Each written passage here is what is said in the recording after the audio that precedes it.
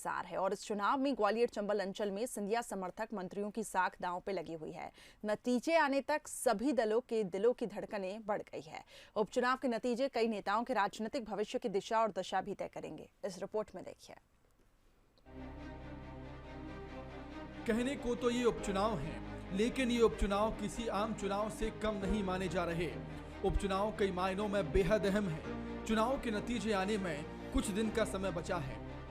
ऐसा माना जा रहा है चुनाव के नतीजे प्रदेश की राजनीति के सबसे बड़े चेहरे ज्योतिरादित्य सिंधिया का भी राजनीतिक भविष्य तय करेंगे।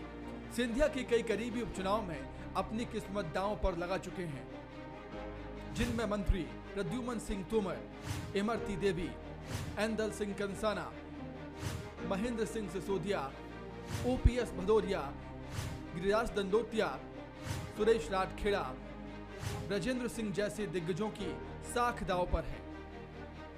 हालांकि सिंधिया समर्थक मंत्री खुद की जीत के दावे भी कर रहे हैं। कोई साख दांव पे नहीं लगी हुई है। हम जनता के सेवक हैं, जनता हमारी भगवान है और जनता की सेवा ईमानदारी से करते हैं। जनता जनार्दन प्रसाद देती है। निश्चित रूप से ग्वालियर का नाम इतिहास के पन्नों में लिखा जाएगा। ये परिणाम आपको बताएंगे। दूसरी तरफ सिंधिया के जाने के बाद कांग्रेस में कई नेता उभर कर सामने आए हैं। इन नेताओं में सबसे बड़ा नाम अशोक सिंह का है, जो सिंधिया के धुर विरोधी माने जाते हैं। वहीं कभी उनके करीबी रहे प्रदेश कांग्रेस कमेटी के कार्यकारी अध्यक्ष रामनिवास रावत की भी अग्नि परीक्षा है। हालांकि कांग्रेस नेता खुद की जीत का दावा कर रहे हैं। जनता ने पहले से मन बना रखा था कि ऐसे लोगों को सबक सिखाना है जिन्होंने जनमत का अनादर किया है, जनता के वोट के साथ खिलवाड़ किया है। ऐसे लोगों को सबक सिखाया और जनता ने वो साफ दिख रहा है कि वो दिखाया है। तो मैं तो नहीं मानता कि रोचक मुकाबला एक तरफा रहा है और कांग्रेस के पक्ष में लोगों ने मतदान किया। राजनीति के जानकारों की माने तो चुनाव के परिणाम कांग्रेस और बीजेपी दोनों के लिए बेहद खास रहने वाले हैं।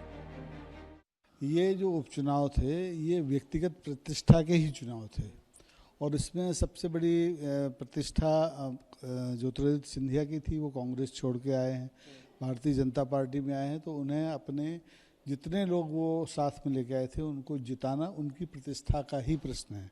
और इसी तरह कांग्रेस में जो लोग सिंधिया के साथ नहीं आए हैं और पार्टी के लिए लगातार काम कर रहे हैं, जैसे कार्यवाहक अध्यक्ष हैं रामनिवास रावत हैं, या 4-5 बार लोकसभा लड़ चुके हैं अशोक सिंह है इस अंचल में, ऐसे कई नेता हैं। तो इनकी प्रतिष्ठा भी इसलिए दांव पर है कि इन्हें बिना सिंधिया के रहते हुए अपनी कांग्रेस की उपस्थिति दिखाना है। कुल मिलाकर उपचुनाव के आने वाले नतीजे बेहद खास रहेंगे। फिलहाल इन दिग्गजों के भाग्य का फैसला ईवीएम में कैद है, जो 10 तारीख को खुलेगा और उसके बाद ये तय होगा कि कौन सियासत करेगा और कौन सियासी फसाना बनकर सिर्फ चर्चाओं में रह जाएगा। प्रहलाद सेन, बंसल न्यूज।